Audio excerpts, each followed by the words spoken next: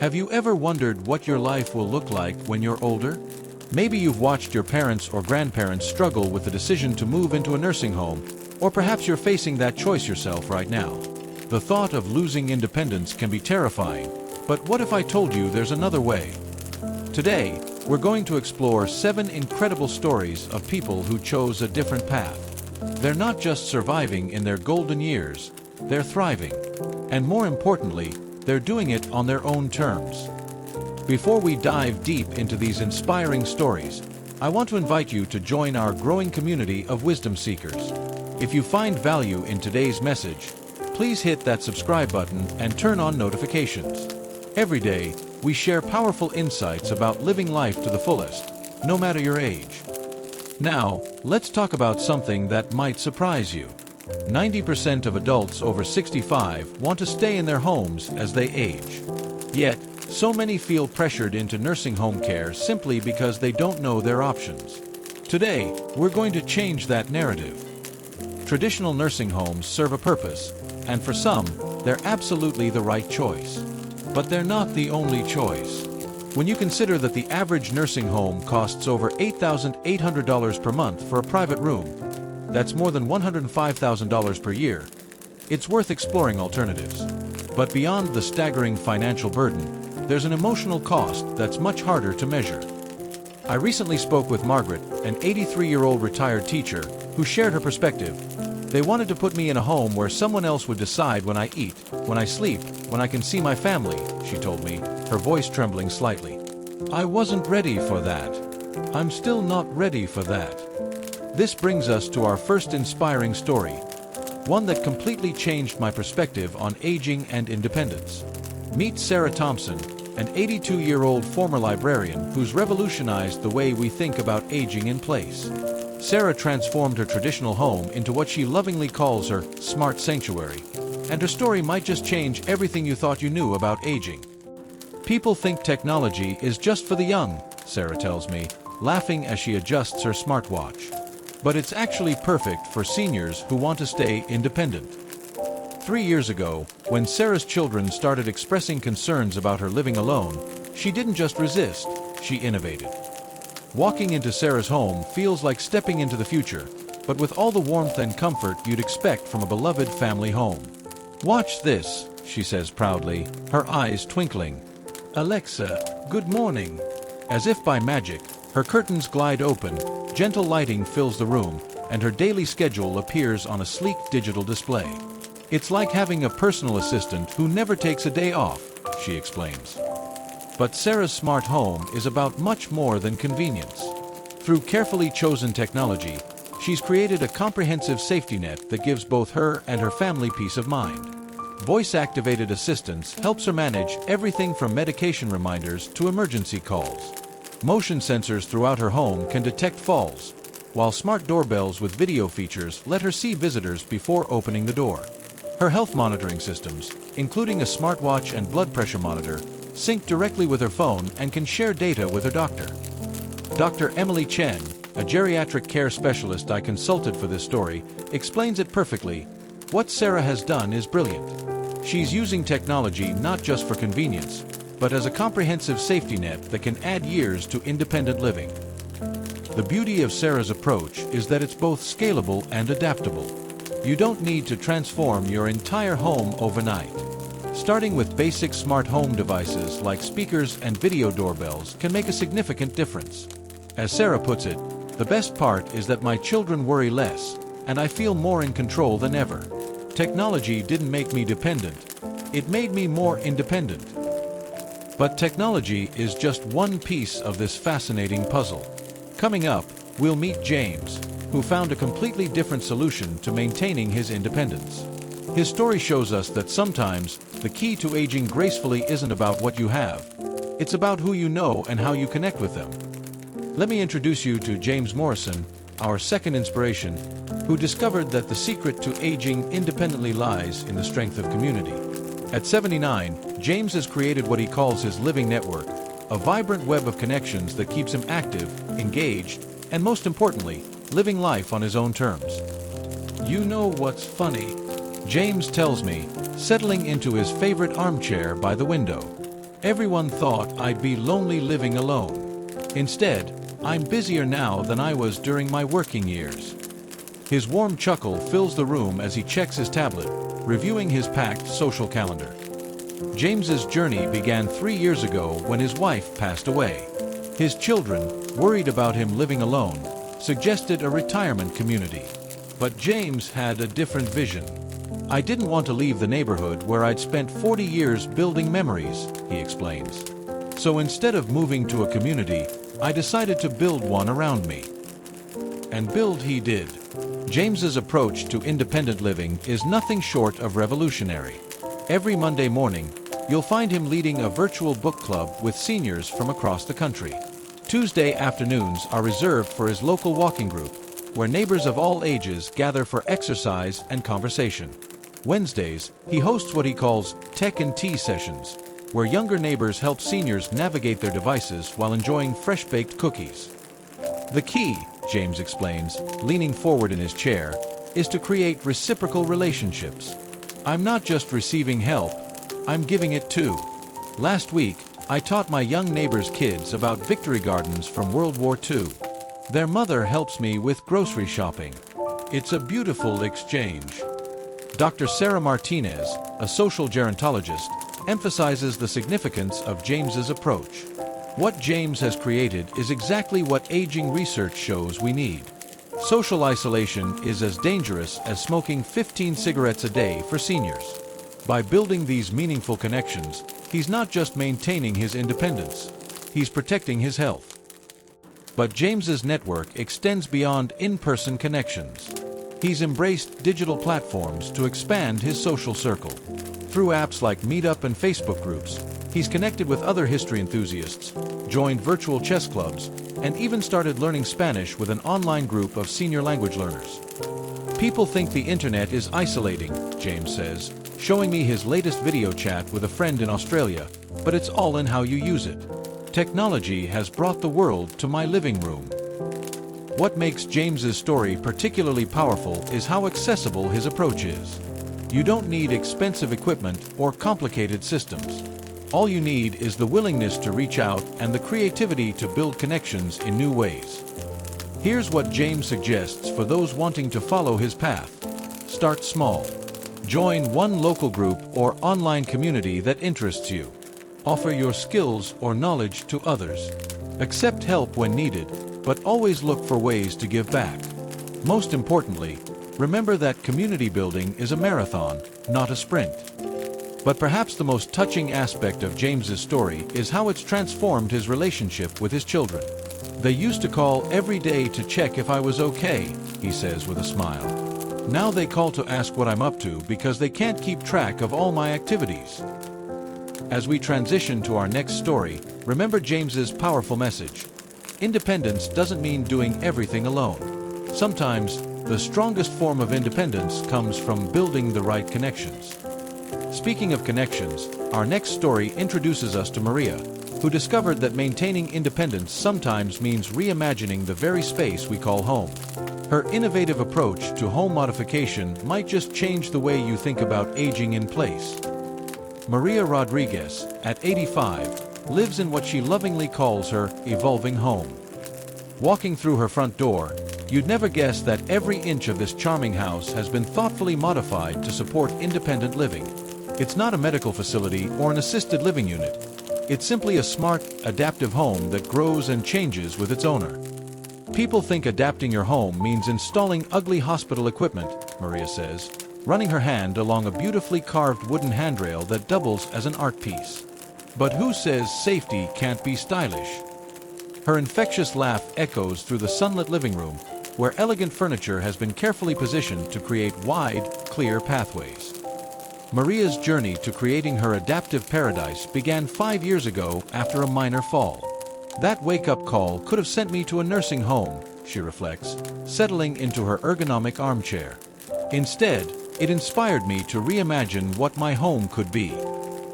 Working with an aging-in-place specialist, Maria transformed her traditional two-story home into what she calls her forever sanctuary. But unlike typical home modifications, Maria's approach focused on both functionality and beauty. Her kitchen, for instance, Features pull-out shelves and variable height countertops that look like they belong in a luxury home magazine. The bathroom's walk-in shower, complete with a built-in bench and decorative grab bars, resembles a high-end spa. The secret, Maria confides, is thinking ahead. I didn't wait until I needed modifications. I made changes gradually, so my home could grow with me. This proactive approach allowed her to spread out the costs and maintain her home's aesthetic appeal while increasing its functionality. One of Maria's most innovative solutions addresses a common challenge for aging adults: stairs. Rather than installing a clinical-looking stair lift, she converted her rarely used dining room into a comfortable first-floor bedroom suite. Now I have options, she explains. I can still use my upstairs rooms when I feel energetic, but I never have to.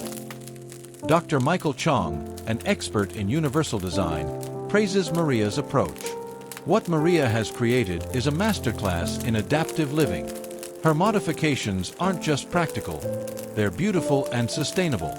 This is how we should be thinking about aging in place. But Maria's home modifications go beyond the physical. She's incorporated smart technology that complements her structural changes. Motion-activated lighting illuminates her path at night.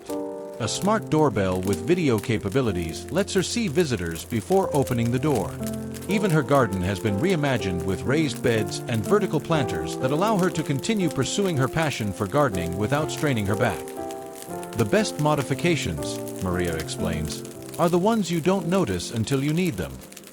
She demonstrates by effortlessly opening a cabinet with a pull-down shelf system. These changes aren't about limiting my life, they're about expanding what's possible.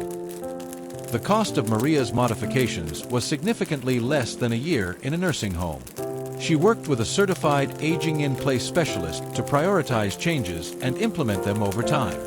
It's an investment in my independence, she says firmly, and you can't put a price on that.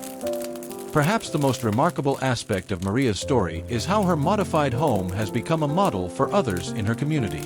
She regularly hosts Future-Proof Your Home workshops, sharing her experiences and inspiring others to take control of their aging journey. The biggest mistake people make, Maria says, gazing around her beautiful, adaptive home, is waiting until they need modifications. By then, it often feels like their choices are limited. Start small, think ahead, and remember, your home should grow with you, not grow away from you. As we move to our next inspiring story, we'll meet Robert, who discovered that maintaining independence isn't just about modifying your environment. It's about revolutionizing how you think about health and wellness in your golden years. Meet Robert Chen, 77, former accountant turned health innovator. His apartment might look ordinary at first glance, but step inside and you'll discover what he calls his wellness laboratory. A space where traditional senior health advice meets modern lifestyle innovation. Everyone told me to take it easy as I got older, Robert says, demonstrating his morning Tai Chi routine in his living room-turned fitness space. But I discovered that taking it easy was the fastest way to lose my independence. Robert's journey began after a health scare 3 years ago. Instead of accepting a future of declining health, he decided to revolutionize his approach to aging. The traditional medical system is great at treating illness, he explains, pausing to sip his green tea, but I wanted to focus on preventing decline in the first place. What makes Robert's story particularly compelling is his systematic approach to health maintenance. His day starts with a combination of gentle movement and mindfulness exercises. But it's not your typical senior fitness routine. Robert has created what he calls his Independence Preservation Program, combining elements of Tai Chi, yoga, and functional movement training. The key is understanding that everything is connected, he explains, showing me his detailed health journal. Sleep affects movement, movement affects mood, mood affects nutrition, it's all one big circle. His holistic approach includes morning mindfulness. I start each day with breathing exercises and meditation. It sets the tone for everything else. Functional fitness. Every movement I practice has a purpose. I don't exercise just to exercise. I train to maintain my ability to do daily tasks independently. Nutrition as medicine. Food isn't just fuel, it's information for your body. I eat to support my brain health, joint flexibility, and energy levels. But what truly sets Robert's approach apart is his use of technology to track and optimize his health. His smartphone is filled with apps that monitor his sleep patterns, daily steps, and heart rate variability. Knowledge is power, he says, showing me his health dashboard. When you can see the patterns, you can make better decisions. Dr. Lisa Wong, a specialist in preventive geriatric medicine, is impressed by Robert's approach. What Robert has created is exactly what preventive medicine advocates for: a proactive, data-driven approach to health maintenance. He's not just adding years to his life, he's adding life to his years. Robert's wellness routine extends beyond physical health. He's created a brain training regimen that includes learning new languages on apps, solving complex puzzles, and even taking online courses in subjects that interest him. Cognitive fitness is just as important as physical fitness, he insists. Maybe even more so. But perhaps the most innovative aspect of Robert's approach is how he's integrated social connection into his health routine. 3 times a week, he hosts virtual wellness sessions for other seniors, sharing his knowledge and building a community of health-conscious older adults. The biggest mistake people make, Robert says, preparing his afternoon smoothie packed with brain-boosting ingredients, is thinking that declining health is inevitable with age. It's not about fighting aging, it's about aging intelligently. His advice for others? Start where you are. Use what you have. Do what you can. But most importantly, never stop learning about your body and what it needs to thrive. As Robert demonstrates his afternoon stretching routine, designed to maintain mobility and prevent falls, he shares one final piece of wisdom. Independence isn't given or taken away, it's maintained through daily choices. Every morning, we either build it up or let it slip away. Speaking of daily choices, our next story introduces us to Helen, who discovered that adventure and exploration don't have to stop just because physical travel becomes more challenging.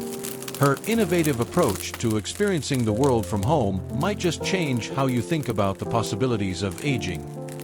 Meet Helen Blackwood, 81, who's turned her modest suburban living room into what she calls her global gateway. While many seniors feel their world shrinking as travel becomes more challenging, Helen has found a way to make her world bigger than ever before. Everyone thought I was a bit crazy at first, Helen says, adjusting her VR headset with practiced ease. Here was this grandmother, telling them I was going to explore the world from my armchair. But now they call me the virtual globetrotter. Today, Helen's taking a virtual walking tour of the Louvre in Paris. Tomorrow, she'll join a live-streamed cooking class from a chef in Tokyo. Next week, she's scheduled for a virtual safari in South Africa, all from the comfort and safety of her own home. You see, physical travel became difficult for me after my hip replacement, Helen explains, removing her VR headset to reveal bright, enthusiastic eyes. But that didn't mean my curiosity about the world had to end. Technology just gave me a different way to satisfy it. Helen's digital exploration setup is impressive but surprisingly simple. A comfortable ergonomic chair faces a large smart TV. A tablet rests on an adjustable stand nearby, while her VR headset and controllers sit within easy reach. The key is having everything accessible and comfortable, she says. When technology is easy to use, the world opens up. Her virtual travels aren't limited to solo adventures. Helen hosts what she calls global gatherings, weekly virtual meetups where seniors from around the world share their cultures and stories. Last week, I had breakfast with a retired teacher in Australia, lunch with a grandmother in India, and dinner with a widower in Italy, she says with a warm smile. All virtually, of course, but the connections are very real. Dr. James Peterson, a specialist in geriatric psychology, emphasizes the importance of Helen's approach. What Helen has created is more than just entertainment. It's a powerful tool for maintaining cognitive function, fighting isolation, and preserving curiosity, which are all crucial for healthy aging. Helen's virtual adventures extend beyond traditional tourism. She participates in online museum lectures, attends virtual concerts, and even takes part in global citizen science projects. Yesterday, I helped count penguins in Antarctica through a research project's live camera feed, she says proudly. Age doesn't stop you from contributing to the world. But what makes Helen's story particularly inspiring is how she's turned her virtual exploration into a community resource. She now teaches other seniors how to access virtual experiences, running weekly digital adventure workshops at her local library via video call. The biggest barrier for most seniors isn't technology, it's believing they can do it, Helen explains, pulling up a calendar filled with virtual events. Once they see how simple it can be, their world expands exponentially. Her tips for others looking to follow her path are practical and encouraging. Start with what interests you most. Love art. Virtual museum tours are amazing. Miss traveling? Try virtual walking tours. Feeling lonely? Join international senior chat groups. The possibilities are endless. Helen's approach to virtual exploration has had unexpected benefits beyond entertainment. My doctor says my cognitive function has improved, she shares. My family says I have more interesting stories to tell, and I feel more connected to the world than ever before. The secret, Helen says, preparing for her next virtual adventure, is remembering that exploration isn't about how far your feet can take you. It's about how far your mind and heart can travel. As we move to our final story, we'll meet David, whose creative approach to adapting his lifelong hobbies proves that passion doesn't have an expiration date. His story might just inspire you to look at your own interests in a whole new light. Meet David Winters, 88, whose art studio tells a story of adaptation and reinvention. They say you can't teach an old dog new tricks, he chuckles, carefully adjusting his ergonomic paintbrush grip. But what about teaching an old dog new ways to do the tricks he already loves? David's hands, now affected by arthritis, once created intricate wooden sculptures. Rather than abandoning his artistic passion when fine motor control became challenging, he discovered ways to transform his creativity. His story is a masterclass in adapting rather than surrendering. The turning point came when I couldn't hold my carving tools anymore, David recalls, gesturing toward a shelf displaying his earlier woodwork.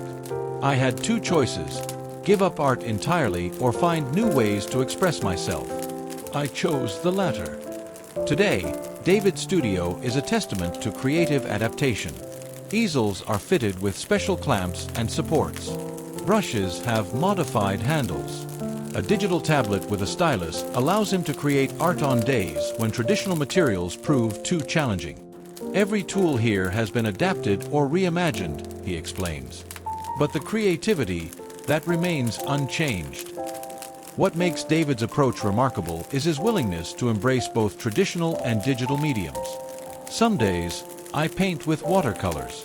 Other days, I create digital art on my tablet. On particularly difficult days, I might just sit and direct my ideas to my weekly art group via video call. The key is maintaining flexibility. Dr. Rachel Thompson, an occupational therapist specializing in senior rehabilitation, praises David's adaptive approach. What David has created is a perfect example of how hobbies can evolve rather than end. His studio demonstrates that with the right modifications, passion can persist despite physical limitations. But David's story goes beyond art. He's created what he calls his adaptation station, a workspace where he helps other seniors modify their own hobbies. Last month, I helped a former seamstress set up a sewing machine with foot pedal alternatives. Last week, it was adapting gardening tools for a gentleman with limited mobility. The secret, David says, demonstrating how he uses a voice-controlled lighting system to adjust his studio's ambience, is to focus on what you can do rather than what you can't. Every limitation is just an invitation to innovate. As we wrap up these remarkable stories, I want to share something personal with you. Throughout my years of documenting senior experiences, I've noticed a troubling pattern in our society. We often rush to institutionalize our elderly, thinking it's the safest option. But safety without purpose, without joy, without independence, is that really living? Let's be honest here. The stories of Sarah, James, Maria, Robert, Helen, and David aren't just feel-good tales. They're revolutionary acts of defiance against a system that too often diminishes the elderly. I've seen firsthand how nursing homes, despite their best intentions, can sometimes strip away the very essence of what makes life worth living. From my perspective, The most powerful lesson from these stories isn't just about avoiding nursing homes. It's about redefining what aging can be. Think about it. Sarah isn't just using technology. She's showing us that innovation has no age limit. James isn't merely building a community. He's proving that social networks can be stronger than institutional care. Maria's home modifications aren't just about safety. They're a statement about maintaining dignity and independence. Here's what I believe. We're approaching a critical moment in how we think about aging. The baby boomer generation is entering their golden years, and they're refusing to accept the traditional narrative of decline and dependency. And you know what? They're absolutely right. I've visited dozens of nursing homes and interviewed hundreds of seniors over my career, and I can tell you this. The happiest, most fulfilled elderly individuals are almost always those who maintain control over their lives, whether in their own homes or in more independent living arrangements. Let me be clear about something. This isn't about demonizing nursing homes. They serve a vital purpose for those who truly need that level of care. But what I'm advocating for, what these stories demonstrate, is the importance of exploring all options before making that choice. To you, watching this right now, I want to say this. Whether you're in your 30s thinking about your parents, in your 50s planning for your future, or in your 70s making decisions about your next chapter, you have more options than you might think. The key is to start planning early, stay curious about alternatives, and never stop believing in your capacity to maintain independence. If there's one thing I want you to take away from this video, it's this. Aging isn't a one-size-fits-all journey. You have the right and the responsibility to shape your later years according to your values, desires, and capabilities. Join our community of forward-thinking individuals who are rewriting the rules of aging. Hit that subscribe button and ring the notification bell. Share this video with someone who needs to hear this message. Leave a comment below sharing your own experiences or thoughts about aging independently. And here's my personal invitation. If you have stories similar to those we've shared today, or if you're working on innovative solutions for independent aging, reach out. Let's continue this crucial conversation. Remember, growing older is inevitable, but growing older on your own terms, that's a choice. And it's a choice worth fighting for. Until next time, keep exploring, keep challenging the status quo, and most importantly, keep writing your own story of independence. Because the best chapters of your life might still be waiting to be written.